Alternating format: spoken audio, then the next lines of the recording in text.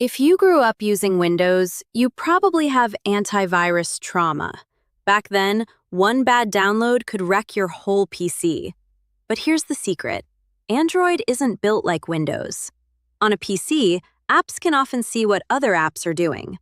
On Android, every single app lives in its own sandbox. It's isolated. It can't reach out and grab your data unless you specifically give it permission. So, while those antivirus ads tell you that your phone is a ticking time bomb, the architecture of your phone says something very different. But does that mean you're 100% safe?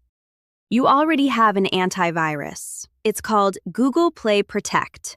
It's baked into the system and scans over 100 billion apps every single day.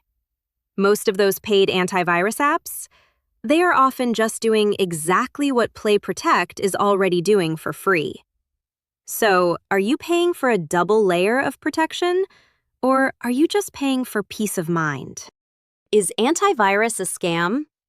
It depends. Where do you get your apps? If you only use the Play Store, you're fine. But if you sideload APK files from random websites, you're in the Wild West. In that space, Play Protect can't always save you.